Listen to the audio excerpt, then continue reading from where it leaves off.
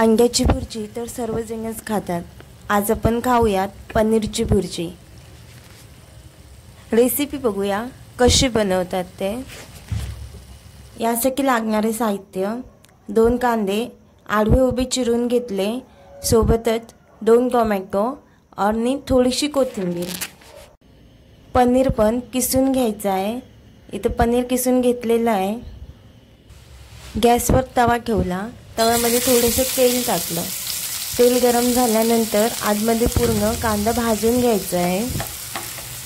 गॅसची flame low ठेवायची आहे। लो फ्लेमवरच आपल्याला पूर्ण कांदा फ्राय करायचा आहे। कांदा जास्त पण फ्राय करायचा नाही। जोपर्यंत कांद्यातील कच्चेपणा कमी होत नाही तोपर्यंत कांदा आपल्याला तेलामध्ये परतून घ्यावा लागेल।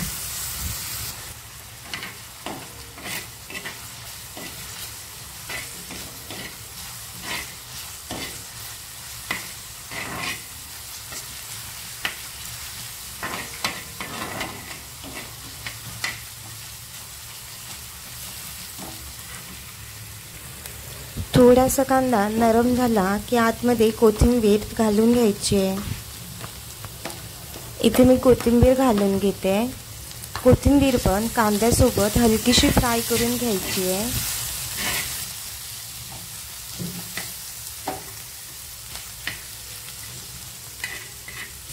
कोथिंबीर मिक्स करून झाल्यानंतर त्यामध्ये आलं लसूण पेस्ट टाकायची आहे।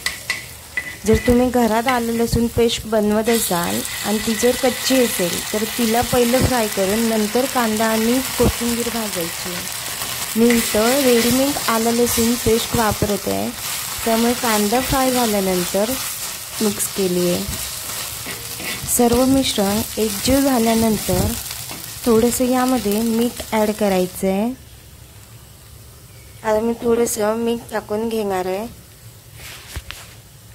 मीठ टाकून पूर्ण कांदा मिक्स करून घ्यायचा आहे, जेणेकरून संपूर्ण कांद्याला मीठ लागलं पाहिजे। मीठ लागल्यानंतर त्यामध्ये टोमॅटो ॲड करायचे आहे। मिठामुळे टोमॅटो लवकर शिजला जातो। टोमॅटो मिक्स करून झाल्यानंतर त्यावर झाकण ठेवून ठेवायचे।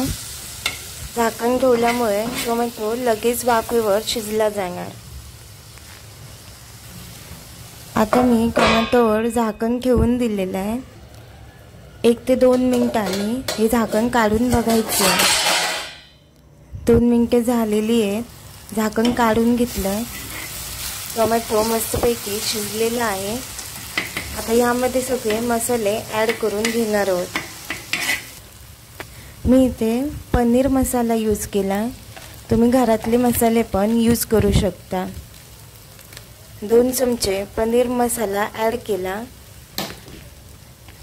आणि हे संपूर्ण मिश्रण मिक्स करून घेतलं। सर्व मसाला मिक्स करून झाल्यानंतर त्यामध्ये थोडं पाणी ॲड करायचं आहे। मसाला पूर्णपणे भाजला गेला पाहिजे, त्यानंतरच थोडं पाणी ॲड करायचं आहे। सर्व पाणी एकदम घालून घ्यायचं नाही आहे, थोडंसं पाणी मिक्स करून घ्यायचं आहे।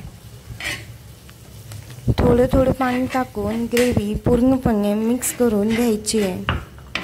त्यानंतरच आपण यामध्ये पनीर घालणार आहोत। मी इथे 1 मोठा कप पाणी यूज केलेलं आहे। पूर्ण पाणी मिक्स होईपर्यंत ग्रेव्ही हलवून घेतलेली आहे। जेव्हा पूर्णपणे पाणी मिक्स होऊन ग्रेव्ही एकजीव होणार त्यानंतरच यामध्ये पनीर घालणार। ऑलमोस्ट ग्रेव्ही एकजीव होत आलेली आहे। आता यामध्ये पनीर घालून घ्यायचं आहे। पूर्ण पनीर मिक्स करून घ्यायचं आहे। संपूर्ण पनीरला जोपर्यंत मसाला चांगला लागत नाही तोपर्यंत आपल्याला पनीर मिक्स करून घ्यायचं आहे। पूर्ण पनीर मिक्स करून झाल्यानंतर यावर थोड्या वेळासाठी झाकण ठेवायचे आहे। 2 ते 3 मिनिटं लो फ्लेमवर झाकण ठेवून द्यायचे आहे। संपूर्ण पनीरला चांगल्या प्रकारे मसाला लागलेला आहे। आता यावर झाकण ठेवणार. 2 ते 3 मिनिटांनंतर झाकण काढून घेणार आहोत. झाकण काढल्यानंतर चेक करायचं आहे पनीर शिजलं आहे की नाही ते.